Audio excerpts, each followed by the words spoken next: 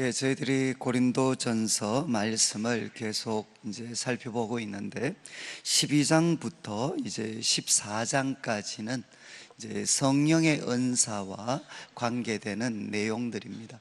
그러니까 참 이 교회마다 이 성령의 은사와 관련해 가지고 아마 참 이렇게 혼란을 이렇게 겪을 때가 많이 있습니다.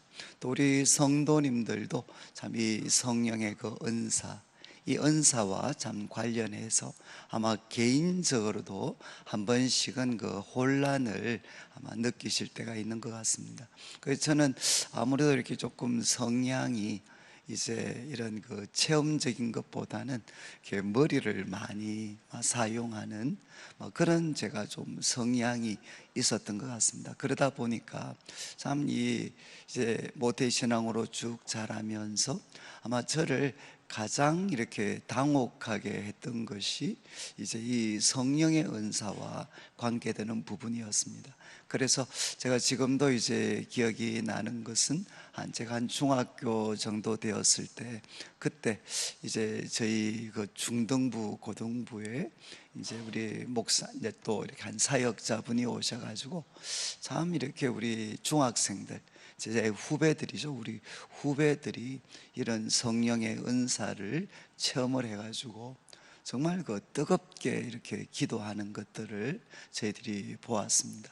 그래서 참 제 동생도 그렇고 우리 후배들 막 방언하면서 막 그렇게 이제 기도를 하는데, 저도 하나님 참 저는 은사를 한번 경험을 할 수 있으면 좋겠습니다 라고 해서 정말 저도 하나님 참 이 은사를 좀 주십시오 라고 기도를 했는데, 정말 그때 제 마음은 정말 악착같이 안 주시더만요. 악착같이.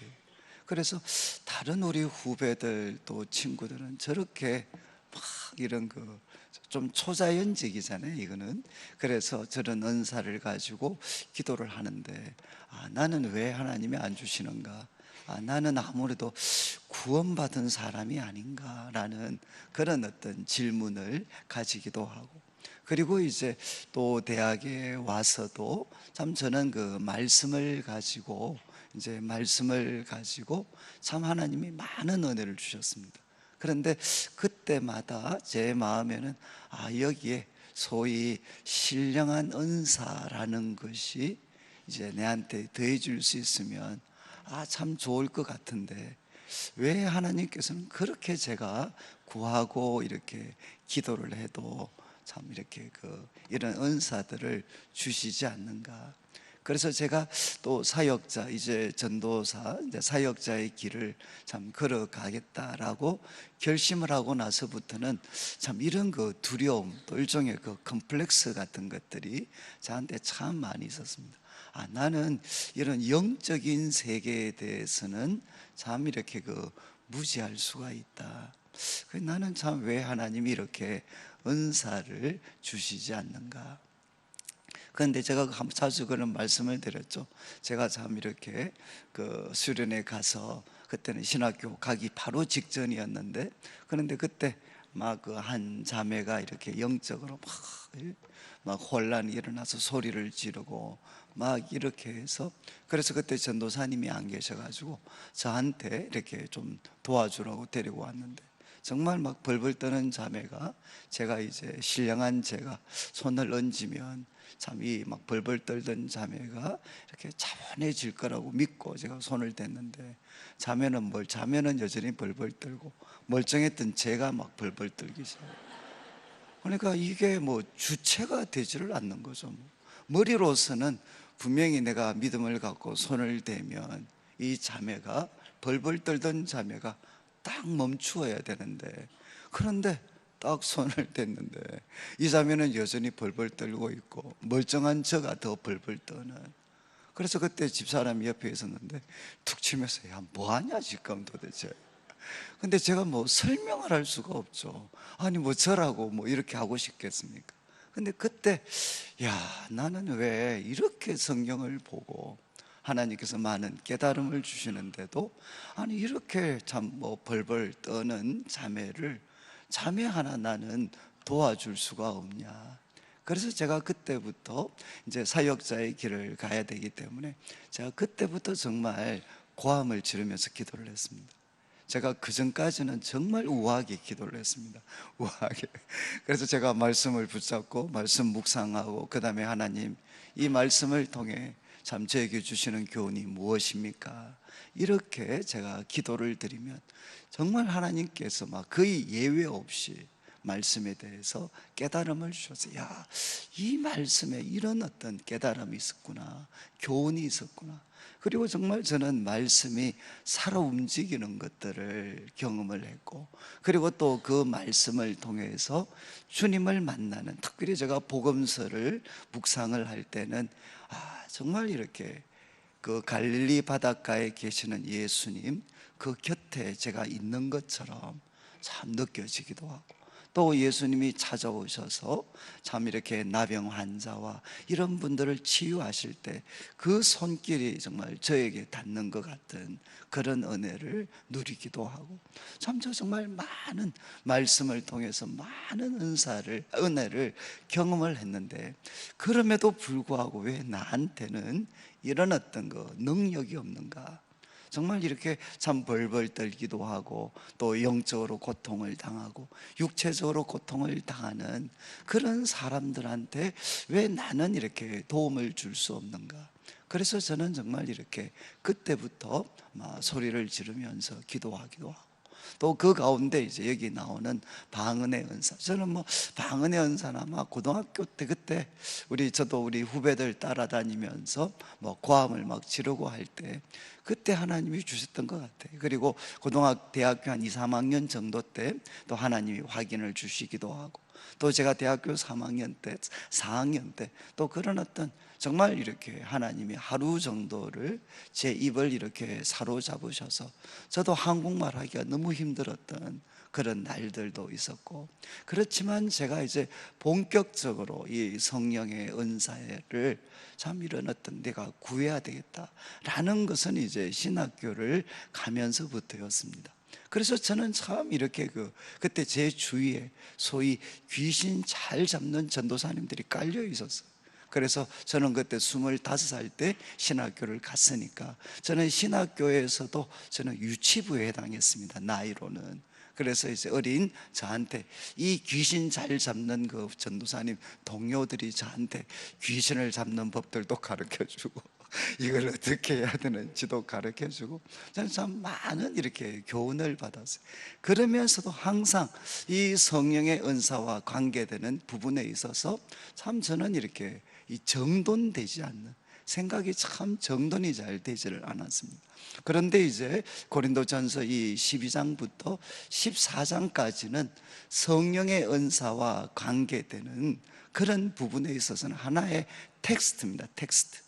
이 12장과 14장의 내용까지만 여러분들이 잘 정리를 하고 계시면, 여러분 은사를 무조건 배격하는 것도 안 되고, 그리고 은사 자체에 지나치게 집착하는 것도 안 되고, 정말 균형 있게 이 은사를 대하실 수가 있습니다. 그래서 우리 12장의 시작을 하면서 이런 말씀, 12장 문자 한번 보시죠. 1절에 형제들아, 신령한 것에 대하여 나는 너희가 알지 못하기를 원하지 않는다. 이 말은 무엇이죠? 강조입니다. 부정의 부정. 너희가 신령한 것은 꼭 알았으면 좋겠다. 그러면서 2절과 3절에는 여러분 이제 이 도대체 하나님이 주신 그런 은사인가, 아니면 정말 이 다른 영이 주시는 건가, 무엇을 보면 알 수 있느냐? 바로 이제 그 사람이 예수님에 대해서 어떻게 고백하는가, 정말 예수님에 대해서 어떻게 고백하는가를 보면 저 사람 속에 성령님이 역사하시는지 다른 영이 역사하는지 알 수가 있다는 겁니다. 그러니까 여러분들이 혹시 성령의 은사를 만약에 이제 저희들이 기도하시는 가운데 성령의 은사를 경험할 수 있죠. 그러면 그때 또 저희들이 그 소위 들었던 풍월이 있잖아요. 다른 영이 주는 또 체험이 있을 수도 있다. 막 이렇게 해서 우리 마음에 두려움이 몰려올 때가 있습니다. 두려움이 몰려올 때, 그때 여러분들이 꼭 하셔야 되는 게 뭔가 하면 예수님에 대한 신앙 고백입니다. 예수님에 대한 신앙 고백. 하나님, 저는 예수님이 주님이신 것을 믿습니다. 바로 예수님께서 주님이시오, 하나님의 아들이시오, 그리스도이신 것을 믿습니다. 이렇게 여러분 은사가 왔을 때, 두려움이 찾아오면 예수님에 대해서 신앙 고백을 하면 그때 바로 다른 영으로부터 온 것이라면 그냥 저절로 사라지게 됩니다. 그러나 성령님으로부터 온 것이면 이것이 활활 타오르게 돼요. 그래서 은사를 이렇게 여러분들이 사용하시다가 마음에 내가 제대로 됐는 건가 아닌가 혼란이 생길 때는 여러분들이 예수님에 대한 신앙 고백을 분명하게 하시면 하나님께서 이것을 다 조절해 주십니다. 조절. 그 다음에 이제 4절부터 11절까지 말씀에는 9가지 은사를 포함해서 다양한 은사가 나오는데, 여기에 여러분 꼭 기억하셔야 되는 것은 하나님은 우리에게 은사를 주실 때 여러분 우리가 구하는 대로 주시는 것이 아닙니다. 우리가 하나님께 소위 방언을 달라 그러면 방언을 주고, 또 우리가 뭐 예언을 달라 그러면 예언을 주고, 병 고치는 걸 달라고 하면 그렇지 않습니다. 그래서 11절을 보시죠. 11절을 보시면 이 모든 일은 같은 한 성령이 행하사 뭐라고 했습니까? 그의 뜻대로 각 사람에게 나누어 주시는 것이다. 그러니까 성령님께서 그분의 뜻대로 각 사람에게 나누어 주시는 것이지 내가 구하는 대로 하나님이 주시는 게 아닙니다.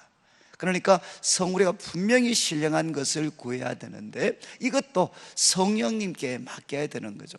성령님께서 보셨을 때 나와 교회에 가장 유익이 되는 방향으로 이 은사를 배분해 주시는 겁니다. 배분.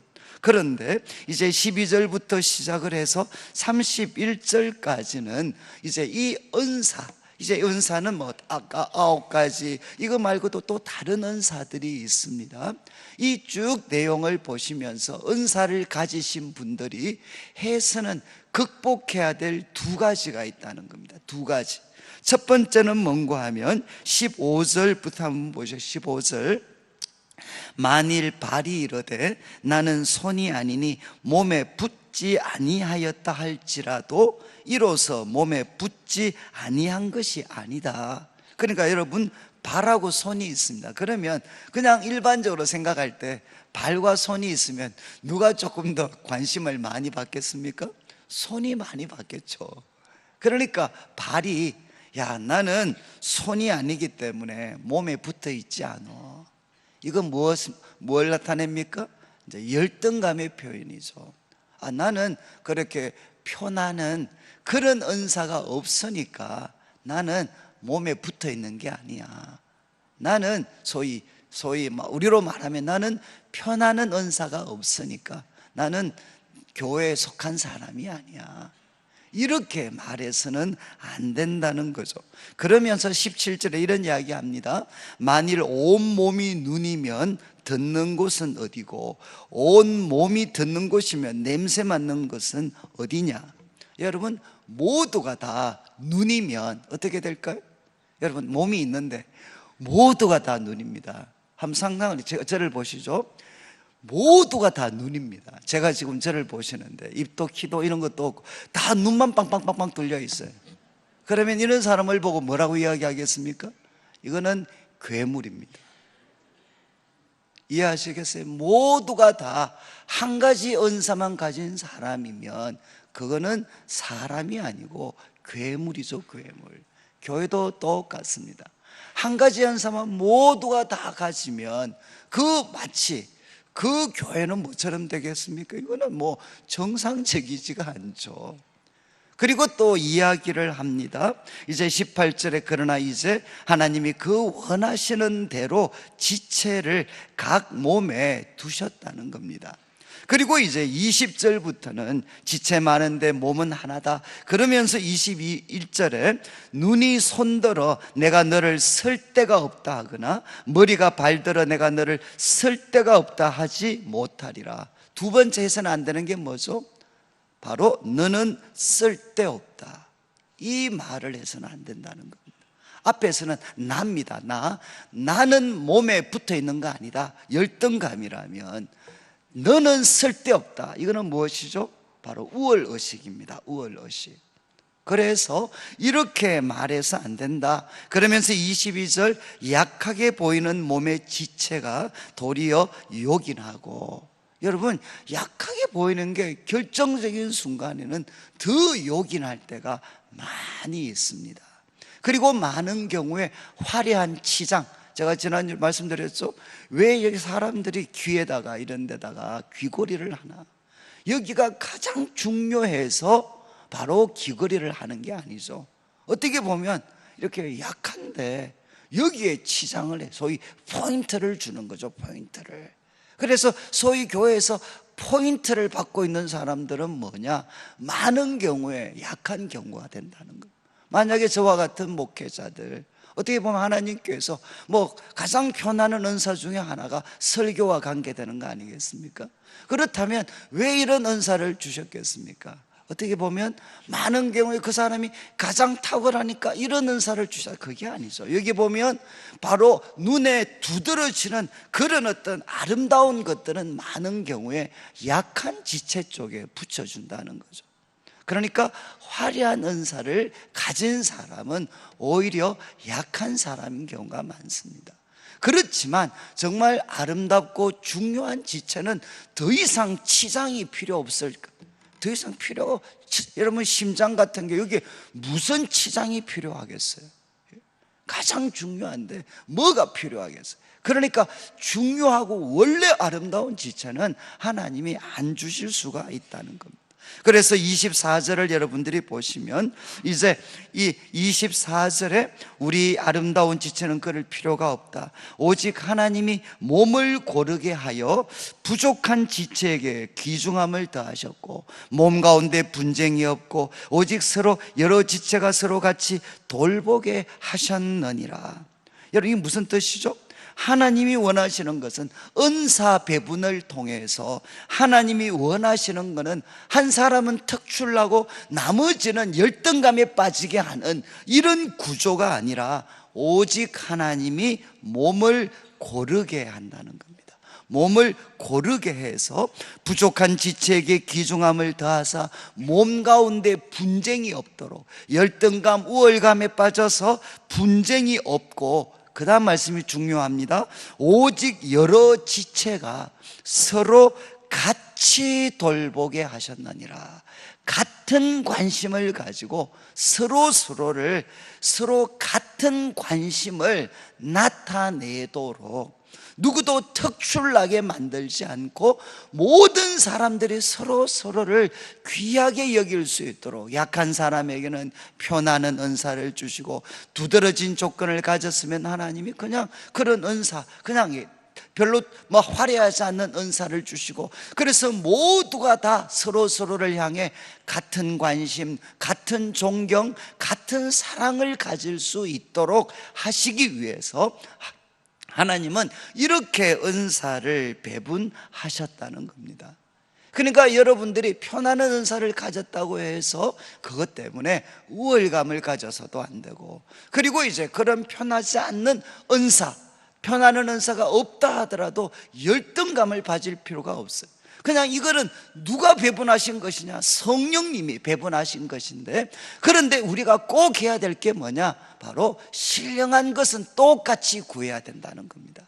그 신령한 것은 성령님이 주시는 거기 때문에 소위 말해서 초자연적인 영적 현상을 동반하는 경우도 있고 그렇지 않은 경우도 있어요.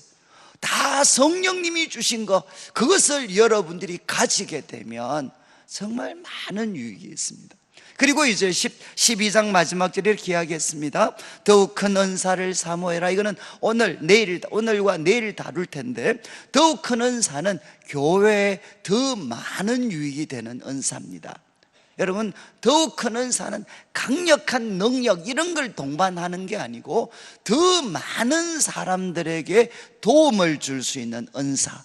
그리고 제일 좋은 길은 무엇이냐? 바로 사랑입니다. 제일 좋은 길은 사랑을 가지고 은사를 행하는 것입니다. 이건 아닙니다. 사랑이 제일 큰 은사가 아닙니다. 사랑은 무엇이냐? 은사를 사용하는 제일 좋은 길입니다. 그러니까 하나님이 주신 은사를 사랑으로 사용해야 된다는 거죠. 사랑이 또 하나의 은사가 아니라 모든 은사를 가진 사람들은 하나님이 주신 은사를 가지고 제일 좋은 길을 걸어가야 되는데, 그 제일 좋은 길이 무엇이냐? 바로 사랑으로 행하는 것이라는 거죠. 그래서 1절부터 13장 1절부터 3절까지는 사랑은 아무리 두드러진 5가지의 은사, 방언과 천사의 말과 애언과 산을 옮길 만한 믿음과 몸을 불사르는 데까지 줄 수 있는 그 구제 은사를 가졌다 해도 사랑이 없으면 그것은 아무것도 아니다. 그러니까 우리 성도님들이 정말 하나님이 주시는 은사를 사용할 때 꼭 우리가 확보해야 되는 시간이 무엇이냐? 이것이 사랑으로 하는 것이 될 수 있도록, 우리 마음에 사랑이 중심이 될 수 있도록 하는 시간을 반드시 가져야 된다는 겁니다. 이 사랑이 없어져 버리면 이 5가지 은사는 뭐가 될 수 있느냐? 여러분, 살리는 병기가 아니라 죽이는 병기가 될 수 있어요. 그리고 이제 4절부터 시작을 해서 이제 7절까지 말씀은 사랑이 가지는 15가지의 성격을, 먼저는 긍정적인 것, 부정적인 것, 그리고 또 긍정적인 것, 이렇게 나누어서 15가지를 설명을 합니다. 그래서 먼저는 긍정적인 것 2가지 뭐죠? 사랑은 첫 번째가 오래 참습니다. 오래 참으면서 씩씩거리는 게 아니라, 저는 오래는 참는데 저는 뭘 못하냐? 그 다음 나오는 온유를 잘 못해. 저는 오래 참는데 욕을 하면서 오래 참습니다. 제가 이게 제일 문제입니다. 제가 이걸 알아요. 이걸 오래 참아야 되는데 그게 뭐가 있어야 되죠? 인상을 펴야 돼. 인상. 오래 참고 그 다음 2번째가 온유해야 돼. 온유. 이 2가지가 같이 있는 거, 이게 사랑입니다. 그 다음 부정적인 거 8가지. 제가 이걸 워낙 항상 헷갈려가지고 순서를. 그러니까 제가 이번에는 어쩔 수 없이 고등학교 시험 칠 때 방법을 사용을 했어요. 첫 글자를 땄어요. 시자교무, 자성, 그 다음에 이제 뭐죠? 자성, 그 다음에 그 악불. 제가 어제 말씀드렸죠. 우리 어릴 때 교회 누나 중에 시자 누나가 있었는데, 시자교는 없다, 자성해라, 악부라, 이렇게 해서 이제 8가지를 제가 외웠어요. 그냥 이제 꼽으면서, 사랑은 뭐냐? 시기하지 않습니다. 자랑하지 않습니다. 제가 말씀드렸죠. 시기는 잘 아셔야 돼. 나는 없는데 상대방이 있을 때 시기하는 겁니다. 자랑은 언제 하는 거죠? 남은 없는데 내가 가지고 있는 겁니다. 교만은 무엇이냐? 플러스 마이너스 계산해서 내가 더 낫다, 이게 교만입니다. 그런데 말씀드렸죠. 시기 대신에 뭘 해야 되죠? 존경을 해야 돼요. 존경. 상대방을 시기하지 말고 그 사람 존경하고 귀하게 여기면 돼. 자랑하는 대신에 감사를 해야 돼. 그리고 교만 대신에 우리는 겸손을 해야 돼. 그래서 시자교무, 무례히 행치 않습니다. 교만하면 뭐 하느냐? 무례히 행합니다. 저는 이걸 잘 알고 있어요. 왜냐하면 담임 목사로서 이제 10년이 넘어가니까 제가 한 번씩은 저도 깜짝 놀라는 게 무례해질 때가 있어요. 과거에는 생각도 못했다. 무례해질 때가 있어요. 왜 내가 무례해질까? 이유는 뭐죠? 마음이 높아졌기 때문입니다. 시자교무. 그 다음에 이제 자기의 유익을 구하지 않고 악한 것을 생각하지 않는데 남이 나한테 했던 악, 아니면 내가 앞으로 다른 사람에게 하려고 하는 앙심, 이 두 가지가 다 포함이 돼. 내가 받은 것, 남한테 보복하려고 하는 것, 그 악을 생각하지 않습니다. 그리고 무엇입니까? 이제 자성악 불의죠. 불의를 기뻐하지 않습니다. 대신 우리는 진리를 기뻐하고 모든 것을 참음에 이거는 모든 것을 보호해 주는 것입니다. 모든 것을 덮어주고 보호해 주고 모든 것을 참고 믿고 바라고 견디느니라. 마지막 바라고 견디느니라, 이거는 소망의 인내입니다. 모든 것을 참고 상대방에 대해서 보호해 주고, 그리고 모든 것을 믿고, 그리고 소망하고, 그리고 우리는 견디는 것, 바로 이것이 사랑이고, 사랑은 무엇이냐? 영원하다. 바로 사랑은 영원하다. 주님 다시 오실 때 온전한 것이 나타날 때, 그때는 방언도 애언도 믿음 다 이거 패하지만, 그러나 패하지 않는 게 무엇이냐? 사랑이다. 사랑. 여러분, 주님이 다시 오시는 그날에는 더 이상 예언이 필요가 없습니다. 방언도 필요가 없습니다. 그런데 무엇이, 이제는 주님이 다시 오셔도 여전히 하나님 다스리시는 새하늘과 새 땅의 통치 원리가 무엇이겠습니까? 바로 사랑이죠. 사랑. 그런 뜻에서 사랑은 절대로 실패하지 않는다, 이렇게 바울은 교훈을 했습니다. 그리고 오늘 이제 시간이 별로 안 남았는데 걱정 안 하셔도 오늘 본문 14장은 내일까지 하기 때문에 14장 1절을 한번 보십시오. 사랑을 추구하며 사랑을 추구해라. 참 이거는 이제 동그라미를 치셔야 되는데, 은사와 관련해서 소위 우리는 무엇을 해야 되나? 사랑을 추구해야 됩니다. 이게 앞에 있습니다. 그 다음 무엇이죠? 신령한 것을 사모해라. 여러분, 신령한 것은 사모해야 됩니다. 그러면서 특별히 예언을 하려고 해라. 예언을 하려고 해라. 여러분, 이 예언은 무엇인가 하면 받으신 우리 강의 안에 보시면 예배 때 성령의 능력으로 권위 있는 말씀을 전하는 행위입니다. 그러니까 예배 때 성령의 능력으로 권위 있는 말씀을 전하는 행위입니다. 이때는 아직 기록된 성경, 그러니까 신약 성경이 완성되지 않았을 때입니다. 그러니까 예배 때 중요한 역할을 한 것이 예수님의 교훈, 구약에 대한 것을 가르치는 것과 함께 이 하나님의 말씀을 우리 성도들과 공동체 적용해서 나타내는 예언이 굉장히 중요했습니다. 그러니까 이제 이 예언을 하려고 해라. 그러면서 이제 2절에 보시면 방언을 말하는 자는 사람에게 하지 않는다. 여러분, 방언은 바로 이것입니다. 여러분, 방언을 말하는 자는 사람에게 하는 게 아닙니다. 누구한테 하는 거죠? 하나님께 하는 것입니다. 참 이 귀한 은사죠.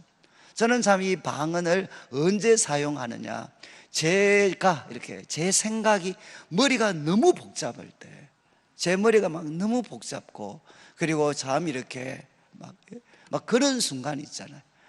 뭔가 중요한 결정을 해야 되는데 머리는 막 너무 복잡고 막 이럴 때 그냥 성령님의 도우심을 구하고, 여러분, 방언이 가지는 뜻이 뭔가 하면 성경에서, 우리 신앙에서 가장 큰 변화가 일어날 때가 언제냐? 이제는 내가 성령님 속으로 들어가는 겁니다. 항상 이제 성령님의 도우심을 입어서 내가 쭉쭉 가려고 하다가 이제는 순서가 바뀌는 겁니다. 성령님이 앞에 가시고 나는 따라가는 사람이 되는 겁니다. 이게 신앙생활에서 가장 결정적인 변화가 일어날 때입니다. 내가 앞서고 주님이 밀어주시는 삶으로 살다가 방향 전환을 하는 거죠. 어떻게? 성령님이 앞서 가시고 나는 그분의 머리를, 그분의 옷을 붙잡고 따라가는 삶. 이게 이제 성령을 따라 행하는 것이죠. 그런데 성령을 따라 행할 때 여러분, 왜 방언의 은사가 참 나름 의미가 있었는가 하면 여러분, 방언의 은사는 무엇입니까? 성령님이 내 혀, 우리들의 활동 중에 가장 많은 부분을 차지하는 게 말입니다. 말. 이 혀를 붙잡아 버리시는 겁니다. 그러니까 사도행전 2장에 보면 성령이 말하게 하심을 따라 바로 사도들이 말을 하게 됩니다. 이것이 뭔가 하면 방언의 핵심입니다. 그러니까 성령이 말하게 하심을 따라서 바로 내가 말을 하는 거죠. 이때까지는 내가 말하고 성령님이 도와주셨는데 순서가 바뀌어 버리는 거죠. 성령님이 말을 하시고 나는 따라가게 됩니다. 그러니까 이게 무엇이 하나의 사인이 될 수 있습니다. 이제 우리 삶의 스타일이 내가 앞서고 주님이 밀어주시는 스타일이 아니라 이제는 성령님이 앞서가시고 나는 그분을 따라가는 삶으로 바뀌는 하나의 사인이 될 수 있는 게 바로 방언이죠. 방언. 그래서 저는 이제 제 생각이 너무 저를 사로잡고 있으면 그러면 저는 그냥 성령님의 도우심을 구하면서 방언을 사용을 해요. 그러면 어떻게 되는가 하면 제 생각을 비우는 거죠. 제 생각을 내려놓는 겁니다. 하나님, 여기에서 일단 제 판단은 좀 보류하겠습니다. 성령님, 하나님의 빛을 저한테 좀 보여주십시오. 하나님이 이 상황에서 고려해야 되는 거, 하나님의 눈으로 좀 제 삶을 한번 또 이 문제를 볼 수 있도록 그냥 도움을 구하고 제가 방언으로 기도를 해요. 기도를 하면 다른 거는 모르죠. 제가 방언으로 기도하다 보면 놀랄 때가 많아요. 야, 정말 하나님이 이런 어떤 저한테 이런 어떤 마음, 이런 깨달음, 이런 도전을 주시는 거. 왜 내가 이거를 몰랐을까? 야, 이런 관점이 있구나, 이런 빛이 있구나. 그래서 제 자신이 기쁘게 내 생각을 내려놓고 하나님께 순복할 수 있는 사람으로 하나님이 저를 회복시켜 줄 때가 많습니다. 그런 뜻에서 지금 방언은 무엇이죠? 방언은 이제 하나님께 하는 것입니다. 그런데 이게 이제 다른 사람과의 관계에서는 어떻습니까? 알아듣는 자가 없죠. 다른 사람들은. 왜냐하면 영어로 비밀을 말합니다. 그런데 3절, 그러나 예언하는 자는 사람에게 말을 합니다. 이게 가장 큰 차이죠. 방언은 알아듣지, 하나님과는 바로 직통, 하나님과는 지금 하지만 그러나 다른 사람에게는 아무 유익이 없습니다. 사람에게 말하여 덕을 세우고 권면하고 위로하는 것은 무엇이냐? 방언을 통해서 이루어지는 것이 아니라 깨달은 말씀, 바로 예언을 통해서 이루어진다는 겁니다. 그런 뜻에서 4절에 방언을 말하는 자는 자기의 덕을 세웁니다. 그러니까 방언을 말하면 자기에게 덕이 있습니다. 특별히 아까 제가 말씀을 드린 것처럼 여러분 특별히 이렇게 저는 이게 겁이 많았어요, 어릴 때. 그래서 저는 참 이렇게 그 방언을 하면서 이 영적인 많은 세계에 대한 두려움을 하나님이 이렇게 좀 거두어 주셨어요.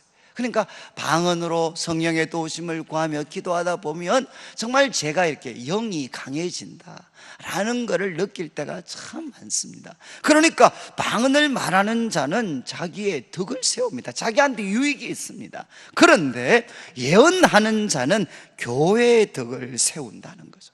이해하시겠죠? 왜? 알아들을 수 있는, 소위 소통이 될 수 있는 언어로 주는 은사니까, 표현되는 은사니까 주위에 있는 사람들한테는 예언이 많은 도움을 줍니다. 그래서 5절을 보시죠. 여기까지만 하고 제가 마무리하겠는데, 나는 너희가 다 방언 말하기를 원한다. 그러니까 바울은 방언이 가질 수 있는 한계, 또 방언이 가질 수 있는 때로는 현상적으로 폐도 있습니다. 폐. 그럼에도 불구하고 방언을 말하지 마라 이렇게 금한 것이 아닙니다. 어떻게 했습니까? 오히려 적극적으로 나는 너희가 다 방언 말하기를 원한다. 저는 정말 저도 그런 마음이 있어요. 제 경험이 있기 때문에 저도 여러분들이 정말 성령님이 주신다면 방언의 은사 이런 것들을 하나님 앞에 구하면 다 방언으로 말하는 거 원한다는 거죠. 그렇지만 특별히 예언하기를 원한다. 왜? 이유가 무엇입니까? 교회에 유익이 되기 때문에, 다른 사람들에게 유익이 되기 때문에. 그래서 만일 방언을 말하는 자가 통역하여 교회의 덕을 세우지 아니하면 예언하는 자만 못하리라. 반드시 누가 있어야 되느냐?